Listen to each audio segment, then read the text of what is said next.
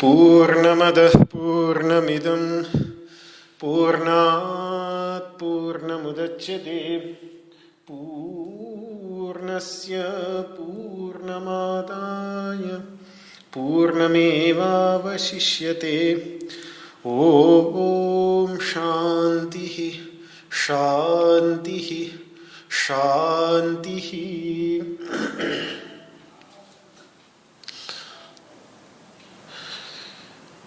वसुदेवसुतं देवं कंसचाणूरमर्दनं देवकी परमानन्दं कृष्णं वन्दे जगद्गुरुं। सर्वोपनिषदो गावो दोग्धा गोपालनन्दनः पार्थो वत्सः सुधीर्भोक्ता दुग्धं गीतामृतं महत्। न कामयेऽहं गतिमीश्वरात् पराम् अष्टर्धियुक्तां पुनर्भवं वा आर्तिं प्रपद्येऽखिलदेहभाजाम् अन्तःस्थितो येन भवन्त्यदुःखाः।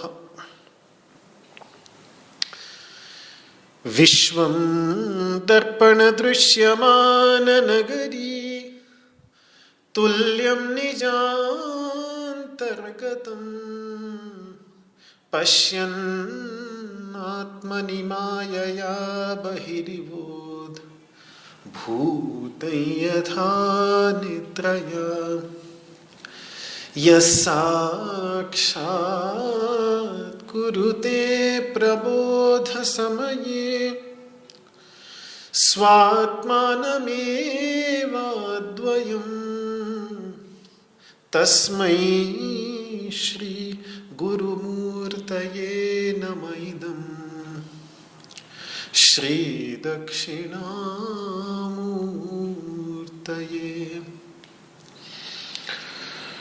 ओम शांतिः शांतिः शांतिः।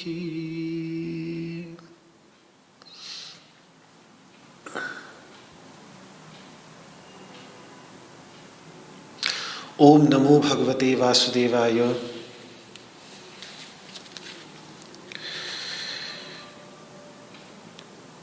श्रीमद् भगवद गीता के अंतर्गत सांख्य तत्व का निरूपण करने वाला जो दूसरा अध्याय है, इसलिए उसका नाम ही सांख्य योग है, उसके 11वें श्लोक पर विचार कर रहे थे। कल मैं आपको बता रहा था कि अब 11वें श्लोक से लेकर 30वें श्लोक तक अशोच्य का शोक क्यों नहीं करना चाहिए, क्यों शोक के अयोग्य है मानव, क्यों जीव शोक के अयोग्य है। तो इसके लिए जीव तत्व का निरूपण भगवान करेंगे। और उसके बाद के 8 श्लोकों में क्यों अर्जुन की बातें प्रज्ञावाद हैं, जो भगवान यहाँ पर कही प्रज्ञावादांश्च भाषसे, वो भगवान बतलाएंगे। और उसके उपरांत जीव जिन कर्म के संस्कारों के बंधन में बंधकर जन्म और मृत्यु के चक्र में चलता रहता है, उन कर्म संस्कारों से किस प्रकार से मुक्ति प्राप्त की जा सके, इसका विचार 39वें और 40वें श्लोक के बाद हमें देखने को मिलेगा। और किस प्रकार से कर्म योग अर्थात समाधि का साधन बन सकता है। इस प्रकार से कर्म करते हुए अपने अंतःकरण की शुद्धि हो जाने पर समाधि बहुत ही सहज रूप से, योग बहुत ही सहज रूप से जीवन के अंतर्गत आता चला जाता है।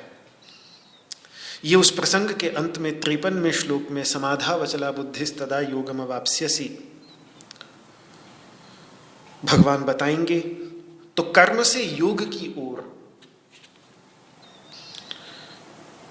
कर्म के द्वारा निष्काम कर्म करते हुए कर्म के बंधन से मुक्ति की ओर, और कर्म के बंधन से मुक्ति ध्यान और समाधि की गहराइयों की ओर, ये भगवान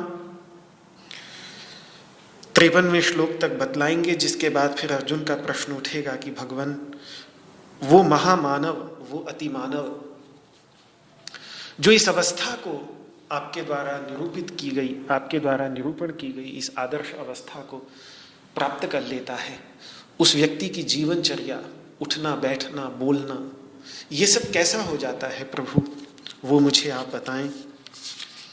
तो एक स्थितप्रज्ञ व्यक्ति जिसकी प्रज्ञा पूरी तरह से स्थित हो गई है, तो देखिए प्रज्ञावादी से स्थित प्रज्ञ की ओर ये यात्रा है। किस प्रकार से एक प्रज्ञावादी जो केवल बड़बोलापन है, जिसके अंतर्गत जो प्रज्ञा की बातें कर रहा है, लेकिन प्रज्ञा उसकी स्थिर ही नहीं हुई है। प्रज्ञा की बातें नहीं की जाती, प्रज्ञा को स्थिर करना पड़ता है। तो प्रज्ञावादी अर्जुन जो है वो प्रज्ञावादी है, वो ज्ञान की बड़ी बड़ी बातें कर रहा है, खूब ज्ञान झाड़ रहा है दबा करके।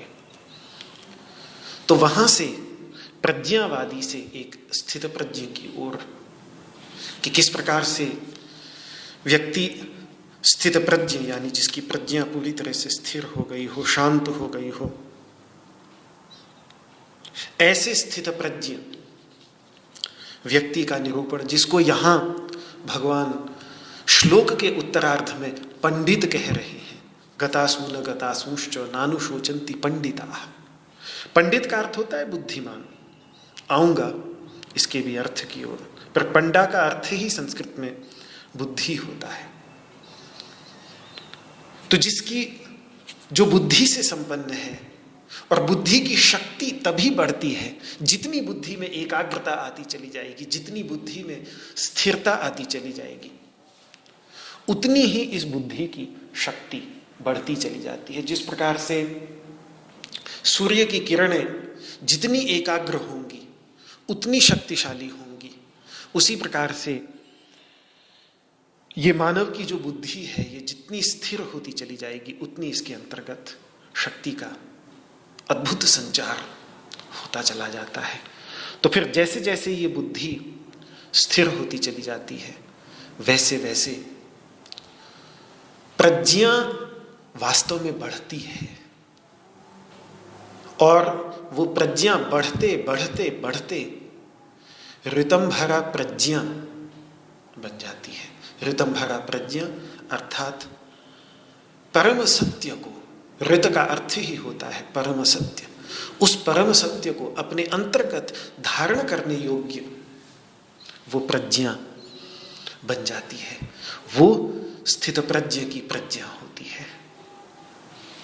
तो एक शोक से ग्रसित प्रज्ञावादी जो हमें अर्जुन की अवस्था दिख रही है, और शायद हम सबकी जीवन में शोक आता है तो ज्ञान की बड़ी बड़ी बातें भी कर लेते हैं, लेकिन फिर भी वो उस शोक को निवृत्त कर पाना बड़ा कठिन होता है। उस कष्ट को, आंतरिक पीड़ा को, हृदय की पीड़ा को, उससे अपने आप को दूर कर पाना बहुत कठिन होता है। लेकिन साधना के पथ पर आगे चलते चलते जैसे जैसे रितम भरा प्रज्ञा की ओर बढ़ता चला जाता है, वैसे वैसे जीवन में एक आंतरिक शांति, बड़ी भारी आंतरिक शांति आती है। बीच बीच में माया प्रकृति अपने कुछ विक्षोभ अवश्य करती है, अपने तांडव करती है, और उन तांडवों के बीच में अपने पैर बस न उखाड़ने दे। वो तांडव सभी के जीवन में आए हैं। बुद्ध भी बुद्धत्व की प्राप्ति के लिए निकले तो उनको भी मार के आक्रमणों को सहन करना पड़ा।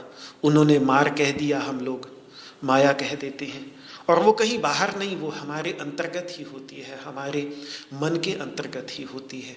तो मन के अंतर्गत कभी कभी वो बड़ी भारी भारी लहरें, कभी सुनामी जैसी, कभी बड़े बड़े तूफान, अलग अलग प्रकार की भावनाओं के उठते हैं।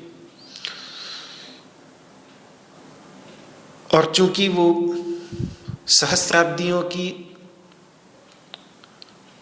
कंडीशनिंग्स जो हमारी प्राचीन काल से, अनेकों जन्म जन्मांतरों से संस्कार चले आ रहे हैं, उनके परिणाम स्वरूप ये भावनाएं उठती हैं, तो इन पर एकदम से अधिकार करके और एकदम से उस तूफान को या उन सुनामियों को एकदम से शांत करना तो शायद बहुत बड़े योगी के लिए ही संभव हो तो हो, नहीं तो बड़ा मुश्किल हो जाता है। लेकिन उस समय बस व्यक्ति इतना भगवत चिंतन करके, भगवान के नाम का आश्रय लेकर के, ध्यान का आश्रय लेकर के, योग की साधना का आश्रय लेकर के केवल अपनी जमीन पर पैर टिकाए रहे, अपने पैरों को उखड़ने न दे। ऐसे समय में अर्जुन के पैर उखड़ते हुए दिख रहे हैं। समस्या वहां है। ये भावनाएं तो और बहुतों की आ सकती थी, लेकिन पैर जो उखड़ते हुए दिख रहे हैं वो थोड़ी सी समस्या है। अन्यथा तो भगवान 5वें अध्याय में कहेंगे कि शक्नोति हैव यस्सोढुं प्राक्शरीर विमोक्षणात् काम क्रोधोद्भवं वेगम स युक्तः स सुखी नरः। ये दो वेग जो सहज मानव के अंतर्गत उत्पन्न होते हैं, काम का वेग और क्रोध का वेग, इन दोनों को शरीर छूटने से पहले पहले तक भी बस किसी के अंतर्गत केवल इतनी शक्ति आ जाए कि वो इनको शांतिपूर्वक, बिना इनके परिणाम स्वरूप अपना आपा खोए, बिना अपने पैरों को उखड़ने दिए, अगर वो इनके वेग को सहन कर लेता है तो वही योगी है, वही सुखी है। ये भगवान 23वें श्लोक में 5वें अध्याय के कहेंगे। तो ऐसे स्थित प्रज्ञ का निरूपण इस अध्याय के अंत में आएगा। उसके साथ इस उत्तरार्ध का, इस श्लोक के उत्तरार्ध का गहरा संबंध है। एक किस्म से केवल पूरी गीता ही श्लोक की व्याख्या नहीं, अपितु ये शेष दूसरा अध्याय भी वास्तव में इसी एक श्लोक की व्याख्या है। अशोच्यानन्व शोचस्त्वम की व्याख्या 30वें श्लोक तक, प्रज्ञावादांश्च भाषसे की व्याख्या 38वें श्लोक तक, और गतासु न गतासूश्च नानुशोचन्ति पंडिताः इसकी व्याख्या शेष 72वें श्लोक तक। इस प्रकार से ये श्लोक गुंथा हुआ है पूरे के पूरे दूसरे अध्याय के अंतर्गत, ये कहा जा सकता है। तो एक बार उच्चारण कर ले इस श्लोक का, फिर इसके उत्तरार्ध पर और विचार करता हूं। श्री भगवानुवाच अशोच्यानन्वशोचस्त्वं प्रज्ञावादांश्च भाषसे गतासु न गतासूंश्च नानुशोचन्ति पंडिताः अशोच्यानन्वशोचस्त्वं प्रज्ञावादांश्च भाषसे गतासु न गतासूंश्च नानुशोचन्ति पंडिताः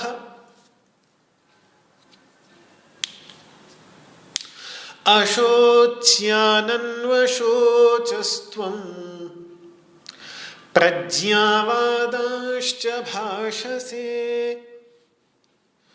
गतासु न गतासूंश्च नानुशोचन्ति पंडिताः।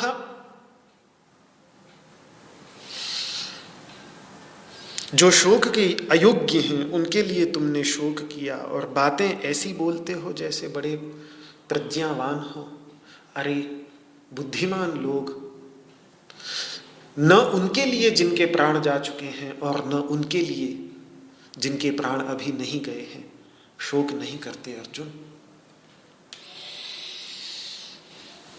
हम किसी के प्राण चले जाने के बाद तो उसके लिए शोक मनाते ही हैं और मनाना भी चाहिए। इससे पता चलता है कि प्रेम है। जहां प्रेम है वहां दुख और शोक अवश्यंभावी होगा, और जितना अधिक प्रेम होगा उतना ही अधिक उस प्रेमास्पद को खोने पर उतना ही शोक, उतना ही दुख होगा। तो अगर किसी व्यक्ति से, किसी व्यक्ति विशेष से बहुत प्रेम है और उसके प्राण चले जाते हैं, तो फिर जितना अधिक प्रेम होगा उतना ही अधिक शोक भी होगा। ये संसार की एक नियति है। और कई बार भगवान कह रहे हैं, लेकिन माता पिता, पुत्र और जो करीब के बंधु बांधव हैं, जब उनका प्रस्थान होता है, जब वो चले जाते हैं, तो अगर उनसे वास्तव में गहरा प्रेम हो तो फिर उनके जाने का शोक तो बहुत अधिक होता ही है। फिर यही कहा जा सकता है कि श्रीमद् भगवद गीता हमें इतनी शक्ति दे, इतना आधार दे कि उस शोक से कुछ अच्छा निकल कर आ जाए। तो क्योंकि मैं बहुत सारे ऐसे व्यक्तियों के साथ जो इस प्रकार के दुख से होके गुजरते हैं, उनके साथ काम करने का, उनके दुख को कैसे इस दुख में से निकल सकें, तो उसके लिए भी एक गीता का कितना बड़ा, ऐसे ही नहीं हमारी भारतीय संस्कृति में जब कोई एक व्यक्ति चला जाता है तो हम गीता पाठ कराते हैं घर में। ये ऐसे ही नहीं क्रम चल पड़ा है, इसके अंतर्गत बहुत बड़ा विज्ञान है। और केवल गीता पाठ तक ही सीमित न रहे, यदि श्रीमद् भगवद गीता पर विचार करें, उस समय श्रीमद् भगवद गीता को अपने जीवन में पहले उतारने का प्रयास किया हो, उस समय उसे श्रीमद् भगवद गीता याद दिलाई जाए, तो मैं ये तो नहीं कहूँगा कि शोक खत्म हो जाएगा, लेकिन उस शोक को जूझने की ताकत अवश्य ही बढ़ जाएगी। और उस शोक के बीच में से, क्योंकि उस शोक को पूरी तरह से समाप्त होने में 1-2 साल, जितना भी अधिक प्रेम हो उस आधार पर वो बहुत अधिक आवश्यक होता है कि वो समय हम अपने अंदर उनकी कमी को, लेकिन धीरे धीरे फिर वो हृदय जो है वो उसको स्वीकार करने लगता है, उस व्यक्ति के अभाव को। और श्रीमद् भगवद गीता इसमें निश्चित ही बहुत योगदान देती है। ये मैंने एक नहीं बल्कि सैकड़ों लोगों के जीवन में अपने चारों ओर अपने ही संपर्क में आकर घटित होते हुए देखा है। जिनके साथ मैंने इस संदर्भ में कार्य किया है, और बहुत अच्छे अच्छे लोगों के साथ कार्य किया है। तो ये एक सहज मानव का वो है कि स्वभाव है कि किसी के प्राण चले जाने के बाद उसके लिए भी हम शोक मनाते ही हैं। जितना प्रेम होगा उतना अधिक शोक मनाएंगे, और प्राण जाने से पहले भी शोच करते ही हैं। शोक, शोच,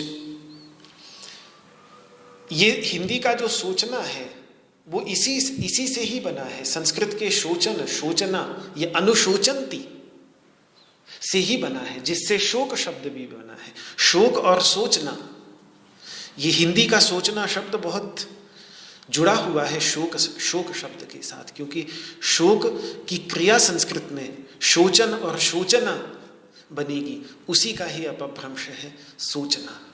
तो ये जो हम सोचते हैं कि अगर कदाचित मैं चला गया तो मेरे बच्चे क्या खाएंगे, भविष्य में इनका क्या हो गया, मैं नहीं रहा तो कौन इनकी देखभाल करेगा, ये सब जो चिंता हम करते हैं, जिस चिंता के कारण सजीव व्यक्ति भी जलने लगता है। बड़ी प्रसिद्ध सूक्ति बचपन में ही पढ़ी थी कि चिता चिंता समाप्रोक्ता बिंदु मात्र विशेषतः।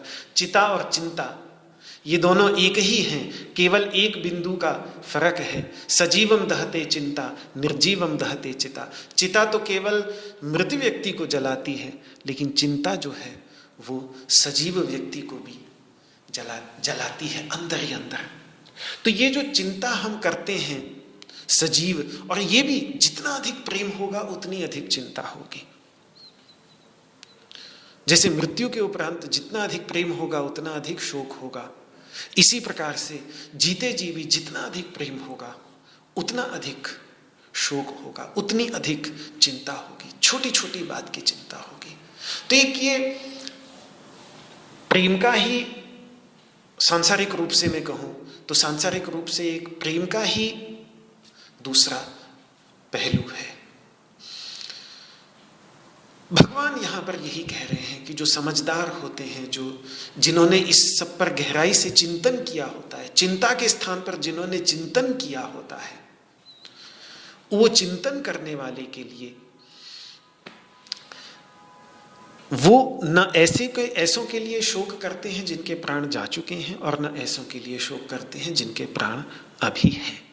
तो क्यों ऐसा क्यों, तो ये भगवान आगे बतलाएंगे क्या कारण है। अभी तो यहाँ पर एक स्थापना है, एक सिद्धांत की स्थापना है कि अच्छी तरह से विचार से युक्त व्यक्ति,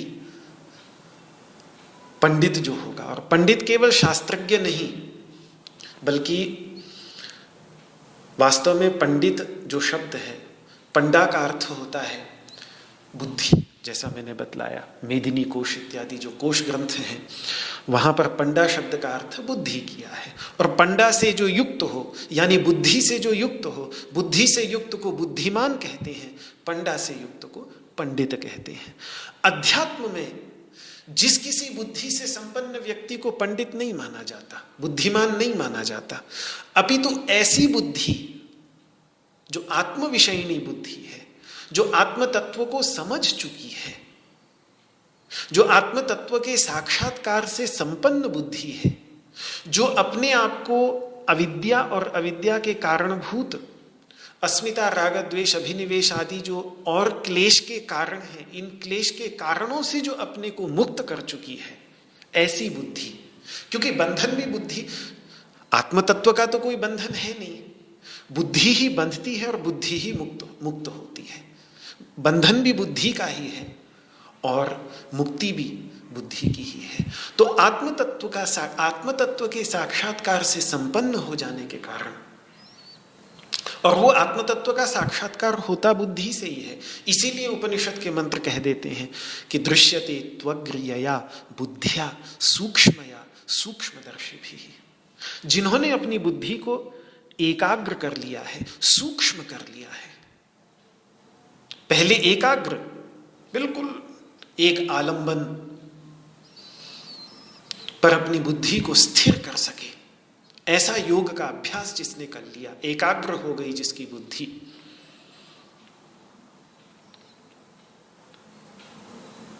लेजर लाइक शार्प अटेंशन, जिसको अंग्रेजी के मनोविज्ञान के ग्रंथों में लेजर की तरह बिल्कुल तीखी। प्राचीन में उसको कुशाग्र कह देते थे, कुशा के अग्रभाग के समान, जैसे कुशा का अग्रभाग बिल्कुल सुई की तरह तीखा होता है। इस तरीके से जिसकी बुद्धि कुशाग्र है, एकाग्र है पूरी तरह से। और फिर जब एकाग्र हो जाए तो फिर विषय को धीरे धीरे, जैसे लक्ष्य वेध करने का अभ्यास करने वाले, धनुर्विद्या का अभ्यास करने वाले, धीरे धीरे फिर लक्ष्य पर जब केंद्रित होने लगता है उनका मन और लक्ष्य का वेध आसान हो जाता है, तो फिर उस लक्ष्य को छोटा बनाते चले जाते हैं, छोटा।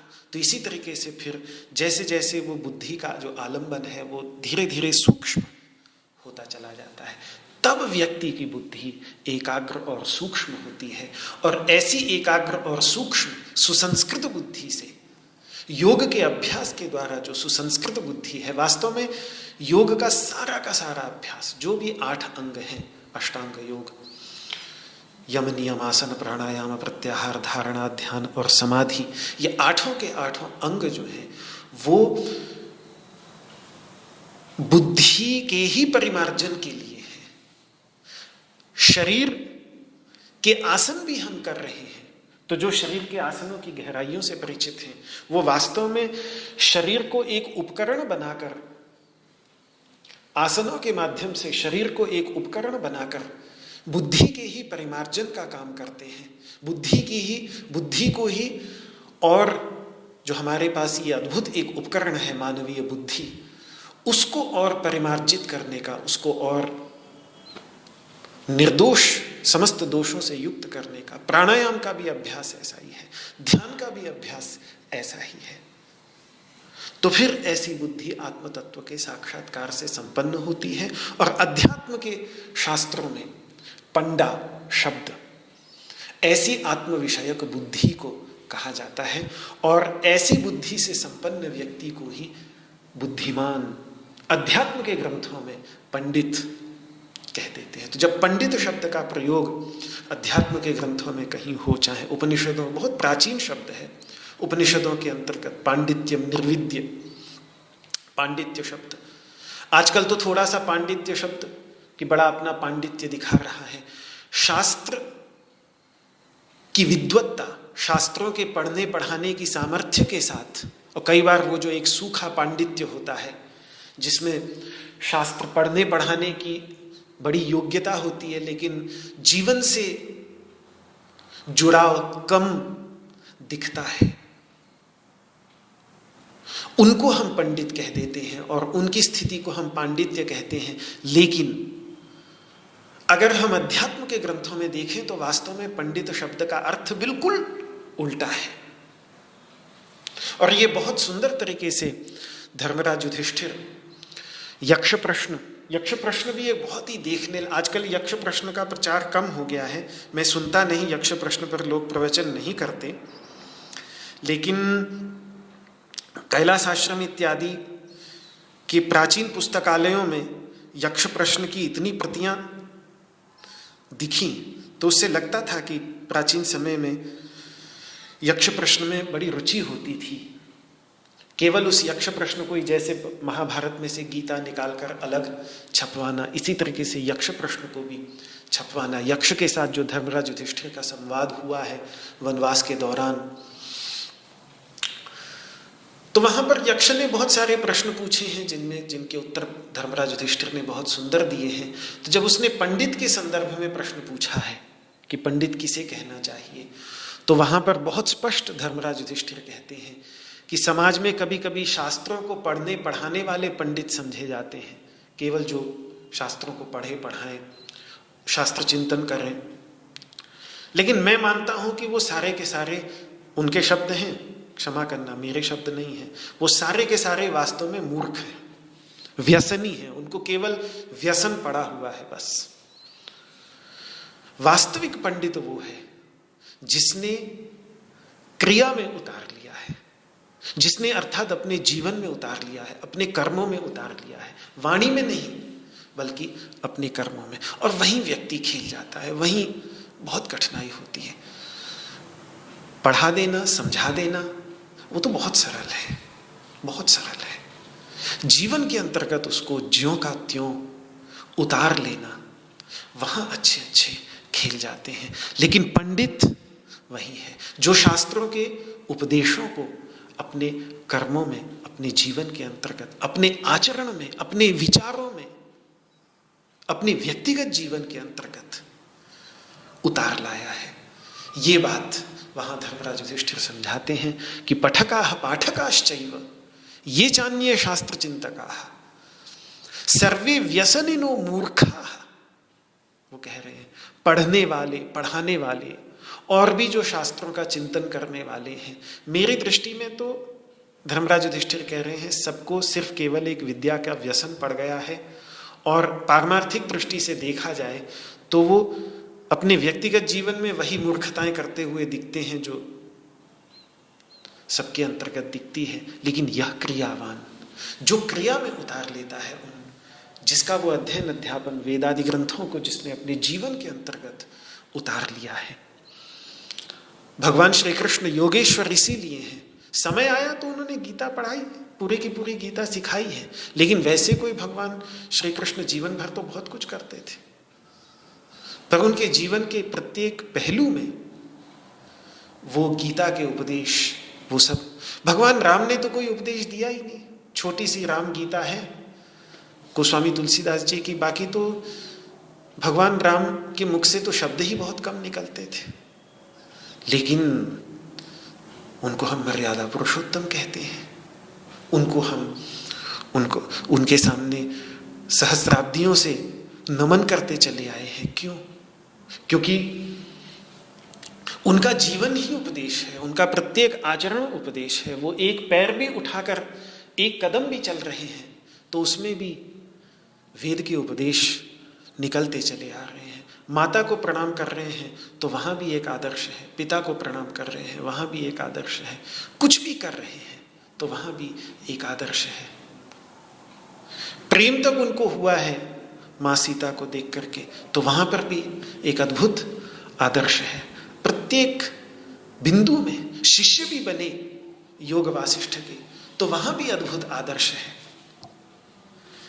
कहीं कुछ किया, जो भी किया उसी में आदर्श है। तो ये है पंडित, यह क्रियावान जो शास्त्रों के बोलने जैसा कुछ नहीं, लेकिन जीवन के अंतर्गत, जीवन के प्रत्येक पहलू में वो दिखाई दे, वही वास्तव में पंडित है। तो ऐसे जो पंडित हैं वो गतासु न गतासुश्च नानुशोचन्ति पंडिताः, वे शोक नहीं करते। हालांकि महाराजा दशरथ जी के शरीर पूरे होने की जब खबर आई है तो भगवान ने भी शोक तो किया ही है, शोक मनाया ही है, पिंडदान आदि किया ही है, सब कुछ किया है। तो मानव जीवन में आकर ये लीलाएं सभी करते हैं। माँ सीता से वियोग हुआ है तो भगवान वहाँ पर भी उनका शोक दिखता है। पर ये लीला है, ये उनकी लीला है। एक जो स्थैर्य, जो ठहराव भगवान राम के जीवन में दिखता है, चाहे उस समय जिस समय उन्हें युवराज घोषित किया जा रहा था, फिर उस समय जिस समय उनको वन में भेजा जा रहा था, तो उससे साफ पता चलता है कि उनके अंतर्गत कितनी स्थित प्रज्ञा, कितने बड़े स्थित प्रज्ञ थे। वो स्पष्ट ही उनके अंतर्गत, जीवन के अंतर्गत दिख रहा है। तो इसीलिए ही अर्जुन, क्योंकि पंडित लोग ऐसे हैं, इसीलिए न तुम्हारा इस समय यह सोचकर कि ये मर जाएंगे ऐसा शोक करना उचित नहीं है, और ना ही जब ये मारे जा चुके होंगे उसके बाद यह सोचकर कि अरे ये तो मारे गए, तुम्हारा शोक करना तब भी उचित नहीं है। अभी भविष्य को लेकर शोक करना उचित नहीं। अर्जुन उनके लिए भी शोक कर रहा है जो युद्ध में मरकर चले जाएंगे, और उनके लिए भी जो युद्ध में पीछे छूट जाएंगे। दोनों के लिए अर्जुन शोक कर रहा है। गतासून जो युद्ध में मरकर चले जाएंगे उनके लिए शोक कर रहा है, और जो युद्ध में पीछे छूट जाएंगे, दोनों प्रकार के शोक उसने किए हैं। अगर आप पहले अध्याय में उठाकर देख लें तो गतासून के लिए, जिनके प्राण चले गए हैं, उनके लिए भी शोक कर रहा है कि पतंति पितरो ह्येषां लुप्त पिंडोदक क्रिया, ये श्राद्ध तर्पण पिंडदान आदि क्रियाएं समाप्त हो गई तो उन पितरों का क्या होगा, वो तो गिरने लगेंगे। अरे जो चले गए उनके लिए भी शोक कर रहा है। बताइए, जब पिंडदान श्राद्ध आदि करने वाले नहीं बचेंगे तो पितरों का क्या होगा, उनकी चिंता कर रहा है। तो जो मरकर चले गए उनके लिए भी शोक कर रहा है। और फिर युद्ध में जो मारे जाएंगे उनके पीछे बचे हुए परिवारों का क्या होगा, इसकी भी चिंता आपने देखी होगी पहले अध्याय के अंतर्गत। अगतासून, तो गतासून के लिए भी शोक कर रहा है, और अगतासून जो जा चुके हैं उनकी भी उसको बड़ी भारी चिंता है। और जो युद्ध हो जाने के बाद पीछे बचे रहेंगे उनके लिए भी वो शोक कर रहा है, उनके लिए भी वो चिंता कर रहा है। गतासून अगतासूश्च, लेकिन भगवान कहते हैं पंडित ऐसों के लिए शोक नहीं करते। असु शब्द जो है यहाँ पर गतासून और अगतासून, जिनके असु यानी प्राण चले गए हों, ये माना जाता है वैदिक संस्कृति के अंतर्गत कि व्यक्ति वास्तव में हमारे प्राण ही है। कोई भी व्यक्ति उसका स्थूल शरीर नहीं, अपितु स्थूल शरीर के अंतर्गत विद्यमान सूक्ष्म शरीर ही है। उपनिषद बहुत स्पष्ट कहती है कि प्राणो ह पिता, प्राणो माता, प्राणो भ्राता, प्राणः स्वसा, प्राणः आचार्यः। ये सब पिता की ओर देखो तो पिता क्या है, प्राण ही तो है। माता क्या है, प्राण ही तो है। भाई क्या है, प्राण ही तो है। बहन क्या है, प्राण ही तो है। ये आचार्य जिसके पैर छूते हैं, जो ज्ञान देता है, वो क्या है, वो प्राण ही तो है। ये जितने व्यक्ति दिख रहे हैं ये वास्तव में प्राण ही तो है। जब तक ये प्राण रहते हैं तब तक हम कहते हैं कि वह व्यक्ति है। शरीर वो व्यक्ति नहीं, क्योंकि शरीर रहा आता है तो भी प्राण चले जाने के बाद हम कहते हैं कि वो चले गए। शरीर पड़ा है सामने लेकिन हम कहते हैं वो तो चले गए। अरे गुरुजी तो चले गए, अरे पड़े हैं सामने, लेटे हुए हैं, पर कहते हैं नहीं चले गए। तो इससे क्या पता लगता है कि शरीर व्यक्ति नहीं है, बल्कि शरीर के अंतर्गत विद्यमान, स्थूल शरीर के अंतर्गत विद्यमान जो सूक्ष्म है, सूक्ष्म शरीर है, वो व्यक्ति है। जब तक प्राण रहते हैं तो हम कहते हैं कि वो हैं। जब प्राण नहीं रहते तो कह देते हैं कि अब नहीं रहे, चले गए। प्राण नहीं रहते तो फिर शरीर को फूंक आते हैं श्मशान में। उस समय शरीर को जलाने वालों को कोई भी आतताई नहीं कहता। अन्यथा तो आतताइयों के लक्षणों में से पहला लक्षण यही है, आग लगा के जलाने वाला। अग्नि दो करदश्चैव शस्त्र पाणिर्धनापहा, अग्नि से आग लगाकर जलाने वाला, जो आग लगाकर जलाने की कोशिश कर रहे उसी को ही आतताई कहते हैं। पर जब हम अपने बंधु बांधवों को श्मशान में जाकर जलाते हैं तो हमें कोई भी आतताई नहीं कहता। क्यों? क्योंकि व्यक्ति रहा ही नहीं, शरीर रह गया है। तो इसीलिए वास्तव में यह व्यक्ति जो है वो प्राण ही है, सूक्ष्म शरीर ही है। उस सूक्ष्म शरीर के अंतर्गत विद्यमान जीव ही है, शरीर नहीं। वह देह नहीं, देही है। शरीर नहीं, शरीर ही है। प्राण ही है जो शक्ति स्वरूप होने के कारण नित्य है, क्योंकि शक्ति नित्य होती है। शक्ति कभी भी विनष्ट नहीं होती। शक्ति का रूपांतरण हो सकता है पर शक्ति का कभी विनाश नहीं हो सकता। तो भगवान का तर्क ये है कि इस नित्य प्राण को लेकर शोक क्या करना। शरीर तो जलकर भस्म हो जाता है, मिट्टी में गाड़ दिया तो मिट्टी बन जाती है। यहां मैं दोबारा याद दिलाना चाहूंगा कि प्राण से यहाँ सूक्ष्म शरीर ही समझना चाहिए, जिसमें 18 तत्व हैं और उनमें प्रतिबिंबित रहने वाला चिदाभास जीवात्मा है। इस सूक्ष्म शरीर को बांधे रखने का काम, जोड़े रखने का काम जो अविद्या की वासनाएं और तज्जनित वासनाएं और संस्कार करते हैं, वो सारे के सारे मिल करके प्राण शब्द के रूप में कहते हैं। लेकिन ये सूक्ष्म शरीर भी आपेक्षिक रूप से ही नित्य है। ये भी हम जरूर ध्यान दें कि भले ही मृत्यु के साथ सूक्ष्म शरीर समाप्त नहीं होता, लेकिन प्रलय में वो सूक्ष्म शरीर भी विलीन हो जाता है। और सृष्टि के प्रारंभ में, कल्प के प्रारंभ में ऐसा वैदिक संस्कृति के विचारकों का विचार है कि सूक्ष्म शरीर का ही निर्माण ब्रह्मा जी जो समष्टि सूक्ष्म शरीराभिमानी है, हिरण्यगर्भ तत्व, उस हिरण्यगर्भ तत्व का जब प्रादुर्भाव होता है तो उस समय ये सारे के सारे सूक्ष्म शरीर जो हैं इनका निर्माण होता है। उन सूक्ष्म शरीरों के निर्माण करने वाले जो संस्कार हैं, वो संस्कार ईश्वर के हृदय में पिछले कल्प से विद्यमान रहते हैं। तो ये इसीलिए कहते हैं, वेद में कहा है कि धाता यथा पूर्वम अकल्पयत्।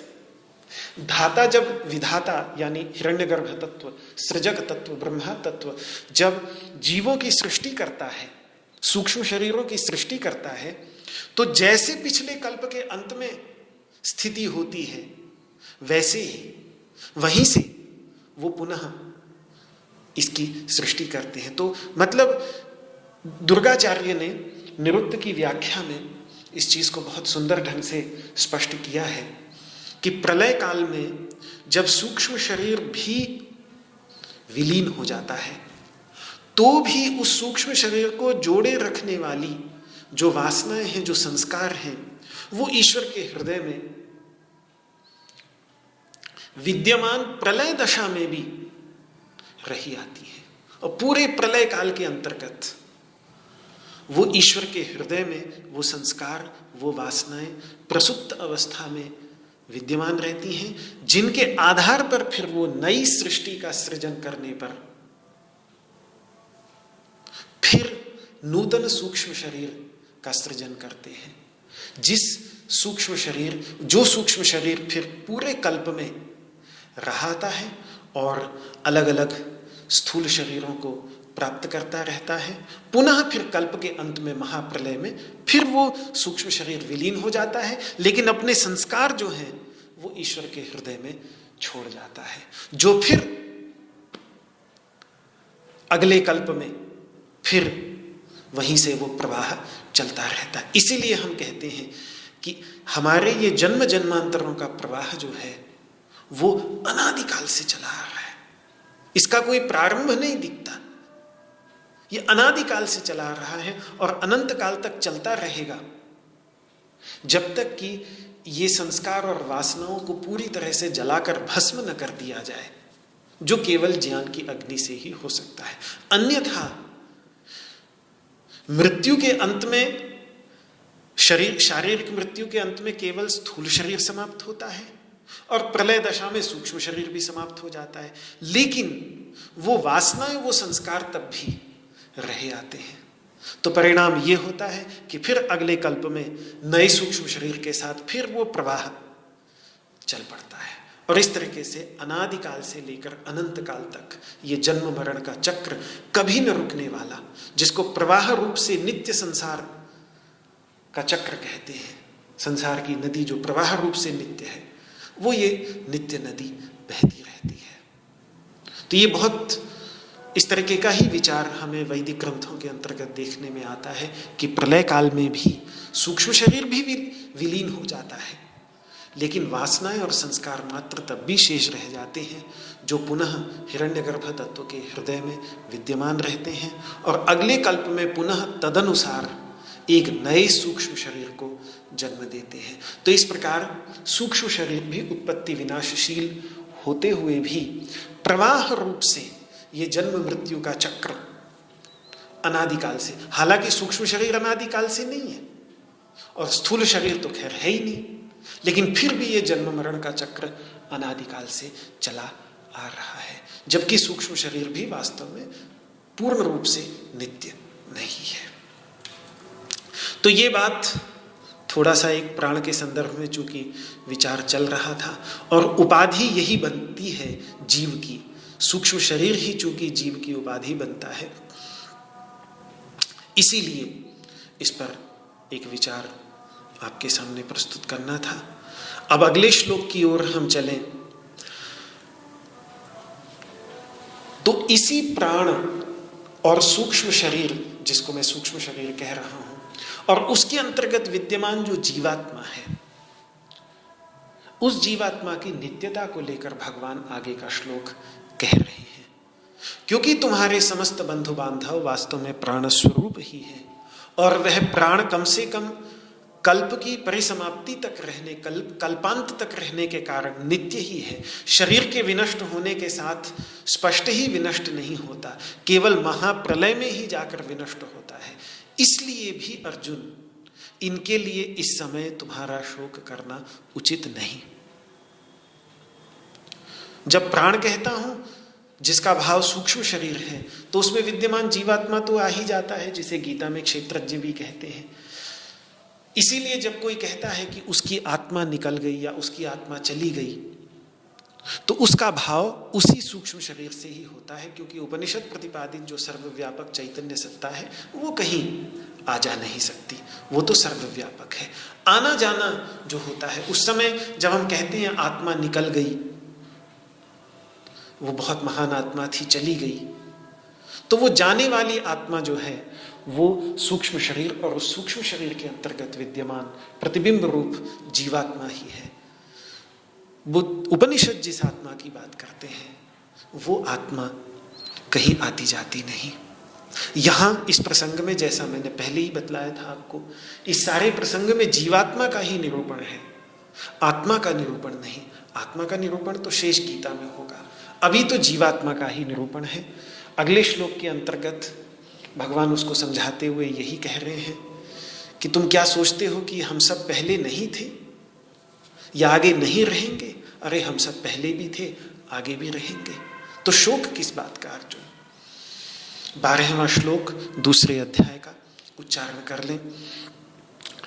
न त्वेवाहं जातु नासं न त्वं नेमे जनाधिपाः न चैव न भविष्यामः सर्वे वयमतः परम्। न त्वेवाहं जातु नासं न त्वं नेमे जनाधिपाः न चैव न भविष्यामः सर्वे वयमतः परम्। न त्वेवाहं जातु नासं न त्वं नेमे जनाधिपाः न चैव न भविष्यामः सर्वे वयमतः परम्।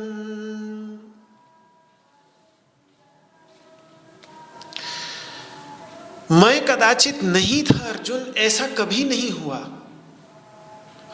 तुम पहले कभी नहीं थे, ऐसा नहीं है। और ये राजा, ये जनाधिप, ये जनपदों के अधिपति, पालक, जो बड़े बड़े राजा खड़े हुए दिख रहे हैं, ये पहले कभी नहीं थे, ऐसा कभी न हुआ। और अब इस जन्म के बाद आगे जाकर हम सब नहीं होंगे, कदाचित ऐसा भी नहीं है। न त्वेवाहं जातु न आसम, अहम जातु, जातु का अर्थ है कदाचित, अहम मैं, जातु कदाचित, न आसम मैं कदाचित किसी समय, कोई समय ऐसा रहा होगा भूतकाल में जब मैं नहीं था, तो ऐसा नहीं है। रूपांतरण होता है, लेकिन वैसे भी सांख्य दर्शन की बात चल रही है, और सांख्य दर्शन जो है वो सत्कार्यवादी दर्शन है। वो कार्य की सत्ता उत्पत्ति से पहले भी कारण के अंतर्गत उसी प्रकार मानता है जिस प्रकार तेल निकलने से पहले भी तेल तिल के अंतर्गत विद्यमान रहता है, घी निकलने से पहले भी, घी उत्पन्न होने से पहले भी, घी जब हम तैयार करते हैं उससे पहले भी दूध की एक एक बूंद में घी छुपा रहता है। घी कहीं अचानक कहीं से पैदा नहीं हो जाता, वो पहले से वहां विद्यमान रहता है। इसको कहा जाता है, सरल भाषा में कहें तो सत्कार्यवाद, जो कार्य की सत्ता कारण के अंतर्गत पहले से माने। तो सत्कार्यवादी केवल रूपांतरण मानते हैं, इसीलिए सांख्य दर्शन को परिणामवादी कहते हैं। रूपांतरण मानता है, बस रूपांतरण होता रहता है। दूध दही बन गया, फिर उसमें से और बिलोया तो मक्खन निकल आया, मक्खन को और पकाया तो घी बन गया। तो इस प्रकार से एक रूपांतरण चलता रहता है। ये रूपांतरण की प्रक्रिया है, रूपांतरण है, लेकिन तत्व का अभाव नहीं है। तत्व विद्यमान रहता है, बस रूप बदलते रहते हैं। तो कभी किसी समय ऐसा रहा हो जब मैं नहीं था, तो ऐसा नहीं है अर्जुन, बल्कि था ही, बेसदा से था। प्राचीन काल में भी मेरे अनेक शरीर उत्पत्ति विनाशशील हुए हैं। भगवान के कितने सारे अवतार पहले हुए हैं। दशावतार में ही उठा लें तो भगवान तो 8वें अवतार हैं। उनसे पहले भगवान राम है, भगवान राम से पहले परशुराम है, परशुराम से पहले वामन है, वामन से पहले नरसिंह है, भगवान नरसिंह है, भगवान नरसिंह से पहले शुक्रावतार है, शुक्रावतार से पहले कच्छपावतार, कूर्मावतार है, कूर्मावतार से भी पहले फिर मीनावतार है। और ये तो 10 प्रमुख अवतारों की बात हुई। फिर 22 और 24 अवतारों की चर्चा पौराणिक ग्रंथों के अंतर्गत कपिल आदि, उससे पहले के, उन सब की चर्चा है। और वहां भी ये कह देते हैं कि ये तो हमने कुछ अवतार गिना दिए हैं, वास्तव में तो यथा विदासिनः कुल्याः सरसः स्युः सहस्रशः, भागवत के अंतर्गत अवतारा ह्यसंख्येयाः हरेः सत्त्वनिधिर्द्विजाः। अवतार तो उस हरि के असंख्य अवतार है। अवतारा ह्यसंख्येयाः हरेः सत्त्वनिधे, जो सत्वनिधि है, सत्वगुण की निधि है भगवान विष्णु, उनके तो असंख्य अवतार हैं। जैसे एक सरोवर में से न जाने कितनी छोटी छोटी पानी की धाराएं निकलती रहती हैं। एक ही सरोवर में से सैकड़ों धाराएं, कोई इधर कोई उधर कोई उधर। ऐसे उस सर्वव्यापक चैतन्य सत्ता से न जाने कितनी धाराएं इधर उधर निकल के अवतरित होती हैं। वास्तव में तो प्रत्येक जीव ही उस परमात्मा का अवतार ही है। चींटी से लेकर हाथी तक सभी उसके अवतार हैं। लेकिन हम जरा अवतार उनको कहते हैं जिनको अपने उस भाव का भान बना रहता है, जो अपने उस भाव को, अपने उस व्यापक सत्ता की मूल अवस्था को भूलते नहीं, तब हम उसको अवतार कह देते हैं। भूल जाता है तो है तो वो भी अवतार, लेकिन उसको बेचारे को पता ही नहीं, खुद ही नहीं पता कि वो अवतार है, तो फिर दूसरे उसको क्यों अवतार बोलेंगे। वैसे अवतार सभी हैं, सभी उसी परमात्मा के ही अवतार हैं। चींटी से लेकर हाथी तक सारे जीव जंतु वृक्ष सब उसी परमात्मा के अवतार हैं। लेकिन जिस किसी को अनुभूति होती है, और उस अनुभूति में भी कहीं वैशिष्ट्य बहुत अधिक जहां दिखा, एक एक बात की विशेषता, तो उनको 24 अवतारों के अंतर्गत गिना दिया। फिर उनमें से भी और जो विशिष्ट निकले तो 10 अवतार प्रसिद्ध हो गए। उन 10 अवतारों में से भी सबसे प्रसिद्ध राम, कृष्ण और बुद्ध, ये 3 अवतार बहुत ही ज्यादा प्रसिद्ध हो गए, क्योंकि इन्होंने जो एक वो अनुभूति का धरातल इन 3 ने दिखाया। 10 अवतारों में से सभी महान हुए, लेकिन इन 3 ने जो दिखाया अपने जीवन से उस परम सत्ता की चेतना को,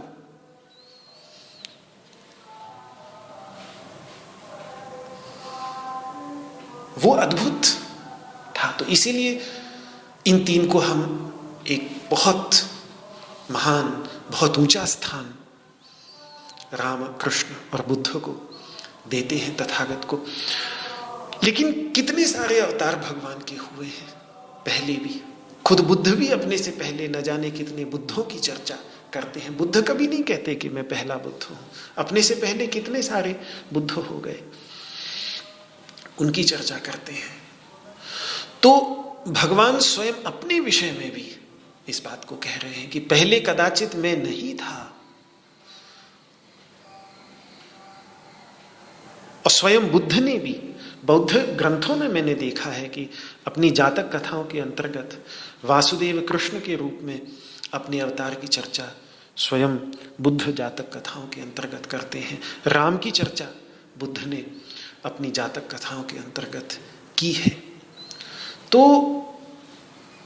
ऐसे न जाने कितने सारे अवतार पहले हुए हैं। तो इसीलिए कदाचित किसी समय में नहीं था अर्जुन, ऐसा नहीं है, बल्कि सदा से ही था। और वैसे ही हे अर्जुन, तुम भी पहले कभी किसी समय ऐसा रहा हो जब तुम नहीं थे, तो ऐसा नहीं है। और वहाँ खड़े जितने भी राजा हैं उनके भी न जाने कितने जन्म जन्मांतर से इससे पहले हो चुके हैं। न त्वं नेमे जनाधिपाः न चैव न भविष्यामः सर्वे वयमतः परम। हम सब इसके साथ अर्थात इसके बाद अर्थात इस देह के विनाश के बाद भी नहीं रहेंगे, ऐसी जो तुम्हारी सोच है अर्जुन, जिसके कारण तुम शोक से ग्रसित हो रहे हो, तो ऐसा नहीं है। जैसे उत्पत्ति से पहले हम थे भिन्न रूप में, ऐसे ही इसके बाद भी हम तो रहेंगे ही। तो हम तो सब अनादि और अनंत काल से चले आ रहे हैं। उत्पत्ति एवं विनाश देह का ही होता है, इसमें विद्यमान देही का नहीं, शरीरी का नहीं। देह में 6 भाव विकार स्पष्ट है। जायते, जो भगवान वार्ष्यायणी महर्षि वार्ष्यायणी को उद्धृत करते हुए महर्षि यास्क निरुक्त में 6 भाव विकारों की चर्चा करते हैं। पहले उत्पत्ति, पहला भाव विकार उत्पत्ति है, पहले इस शरीर की उत्पत्ति होती है, उत्पत्ति के साथ ही यह अस्तित्व में आ जाता है, दूसरा विकार। फिर तीसरा विकार है कि धीरे धीरे उसके अंतर्गत परिणति होने लगती है।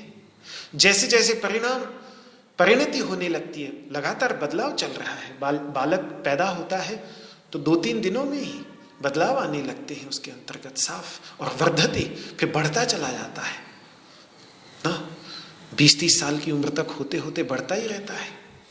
तो चौथा भाव विकार हो गया वर्धते। उसके बाद फिर धीरे धीरे ढलना शुरू हो जाता है, 5वां भाव विकार। वृद्धावस्था तक पहुंचते पहुंचते शरीर कितना ढल जाता है, और फिर विनश्यति, फिर अंत में विलुप्त हो जाता है।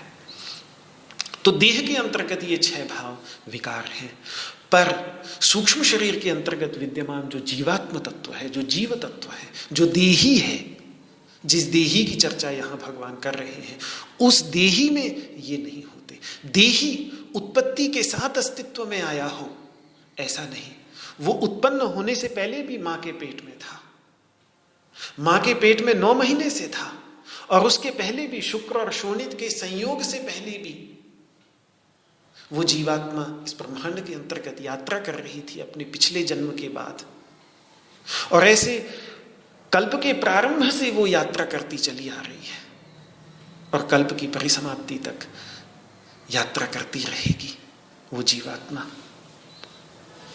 तो इसीलिए वो उत्पत्ति के साथ अस्तित्व में नहीं आती। उस जीवात्मा में कोई परिवर्तन नहीं आता, उसकी उपाधियों में परिवर्तन आता रहता है। उसके संस्कार जो हैं, जो संस्कारों का वो चोगा साथ लेके चल रही है, संस्कारों का जो झोला साथ लेके चल रहा है, वो झोला बदलता रहेगा। नए नए संस्कार उसमें जुड़ते जाएंगे। जैसे जैसे संस्कार अपने फल दे देंगे, तो फल दे देने के बाद फिर वो संस्कार विलीन होते चले जाते हैं। नए कर्म करते हैं, नए अनुभव होते हैं, तो नए संस्कार उत्पन्न होते हैं। तो ये संस्कार बदलते रहेंगे, लेकिन जीव के अंतर्गत कोई परिणति नहीं, उसके अंतर्गत कोई घटना बढ़ना नहीं होगा। शरीर घटेगा बढ़ेगा, अच्छे कर्म करेंगे तो संस्कार बढ़ेंगे, बुरे कर्म करेंगे तो कुसंस्कार बढ़ेंगे, सुसंस्कार घटेंगे। तो घटना बढ़ना संस्कारों में होगा, शरीर में होगा, लेकिन जीवात्मा में नहीं होगा। विनाश भी अंत में शरीर का होगा, स्थूल शरीर का विनाश होगा, संस्कारों का भी विनाश हो जाएगा, लेकिन देही जो चैतन्य तत्व है, उस चैतन्य तत्व में ये सब नहीं होता। ये भगवान का इस श्लोक के द्वारा भाव है। इस पर और चर्चा भगवान स्वयं अगले श्लोक के अंतर्गत करेंगे। उदाहरण देंगे बहुत सुंदर कि देखो ये शरीर भी तो बाल्यावस्था से ही कितना बदलता है। जब हम पैदा हुए तब उस समय हम कैसे दिखते थे, युवावस्था में कैसे दिखे, और अब वृद्धावस्था में कैसे दिखने लगते हैं। शरीर ही कितना बदल जाता है जीवन के अंतर्गत ही। लेकिन तो भी उस सारे शरीर के अंतर्गत जो वो चैतन्य तत्व है, देही, जो देह का स्वामी है, वो तो नहीं बदलता ना, वो तो ज्यों का त्यों रहता है। तो जैसे इस लगातार बदलते शरीर में भी उसमें बदलाव नहीं आता, इसी प्रकार से शरीर पूरी तरह से बदल जाने पर, नया शरीर ले लेने के बाद भी उसके अंतर्गत कोई बदलाव नहीं रहा, वो ज्यों का त्यों ही रहता है, और व्यक्ति वास्तव में वही है। तो उसके लिए शोक किस बात का करना। ये बात भगवान मानो अर्जुन को समझाना चाह रहे हैं। आज इस बार पुष्पांजलि को भगवान श्री कृष्ण के श्री चरणों में समर्पित करता हूँ। अगले श्लोक को कल देखेंगे।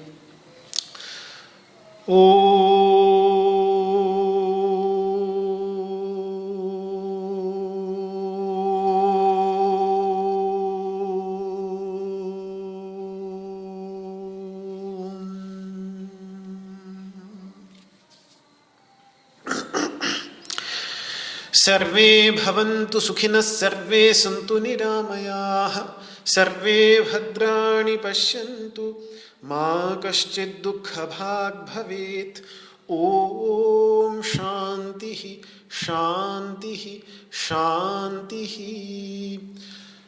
न त्वहं कामये राज्यं न स्वर्गं न पुनर्भवं, कामये दुःखतप्तानां प्राणिनामार्तिनाशनं। श्री कृष्णार्पणमस्तु। आपको मेरा हाथ जोड़ करके प्रणाम। परम पूज्य स्वामी जी के श्री चरणों में सादर दंडवत प्रणाम। जय श्री कृष्ण, जय श्री कृष्ण, जय श्री कृष्ण।